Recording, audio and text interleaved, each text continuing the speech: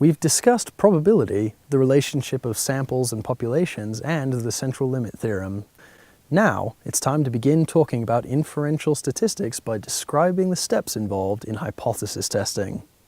Hypothesis testing is one of the most important inferential tools when it comes to the application of statistics to real-life problems. Hypothesis testing is used when we need to make decisions concerning populations on the basis of only sample information. A variety of statistical tests are used to help arrive at these decisions.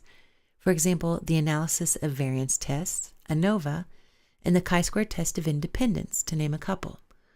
But they all include the same basic steps. Steps involved in hypothesis testing include specifying the null hypothesis, H subscript 0, and the alternate hypothesis, H subscript A, choosing a sample, assessing the evidence, and drawing conclusions. Statistical hypothesis testing is defined as assessing evidence provided by the data in favor of or against each hypothesis about the population. To provide an example of hypothesis testing, we're going to use the NESARC data set, a representative sample of 43,093 adults in the United States, to evaluate whether or not there's an association between a diagnosis of major depression and how much a person smokes. We're going to work through the example using the 4 steps, specifying the null and alternate hypotheses, choosing a sample, assessing the evidence, and drawing conclusions. First, there are 2 opposing hypotheses for this question. The null hypothesis, commonly shown as an H subscript 0, is that there's no difference in smoking quantity between people with and without depression. The alternate hypothesis, shown as H subscript A, or sometimes shown as H subscript 1, is that there is a difference in smoking quantity between people with and without depression. The null hypothesis basically says nothing special is going on between depression and smoking. In other words, that they're unrelated to one another. The alternate hypothesis says that there is a relationship and allows that the difference in smoking in those individuals with and without depression could be positive or negative. That is, individuals with depression may smoke more than individuals without depression, or they may smoke less. After stating the null and alternate hypotheses, we need to choose a sample. We're going to use the NESARC data set, and we're only going to evaluate these hypotheses among individuals who are smokers and who are younger rather than older adults. We subset the NESARC data to individuals that are 1.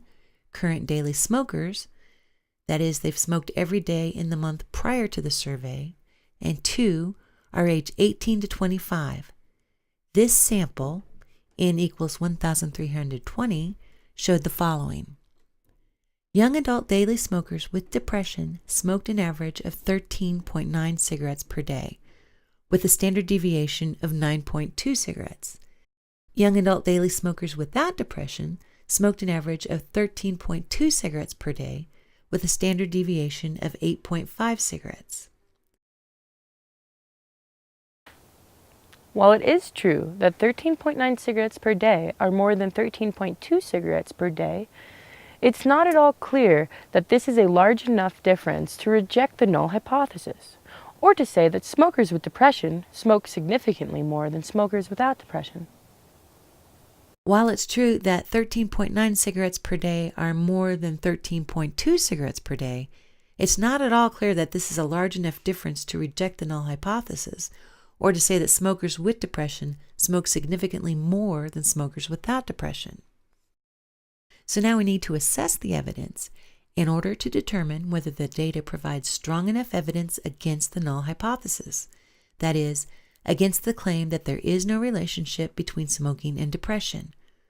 We really need to ask ourselves, how surprising or rare is it to get a difference of 0.7 cigarettes smoked per day between our 2 groups, that is, those with depression and those without, assuming that the null hypothesis is true, that there is no relationship between smoking and depression.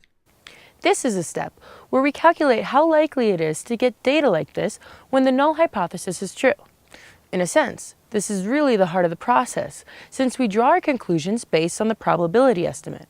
The null hypothesis is generally assumed to be true until evidence indicates otherwise. The probability that we'll get a difference of this size in the mean number of cigarettes smoked in a random sample of 1,320 participants is roughly 0.17 or 17%. We'll talk about how this gets calculated for the different statistical tests later. The important point at this stage is that it's this kind of evidence that we will be considering every time we decide to accept or reject the null hypothesis. So how exactly do we use this probability to come to a conclusion about the null hypothesis? Remember, if the null hypothesis is true, there is no association. There's a probability of 0.17 or 17% of observing this size of difference between smokers with and without depression.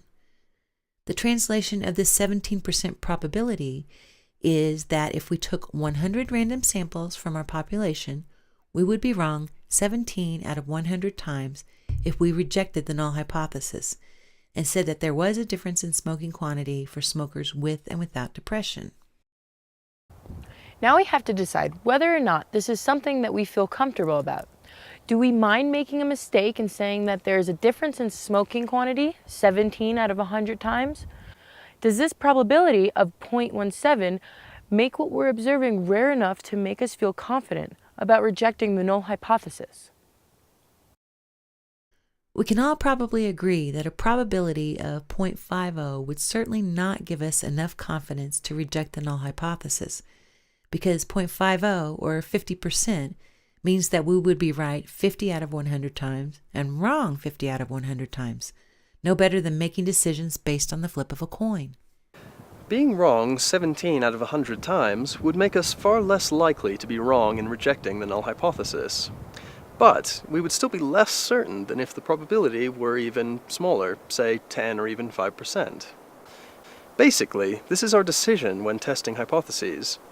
In order to make this decision, it would be nice to have some kind of guideline or standard. What probability would give us confidence in rejecting a null hypothesis?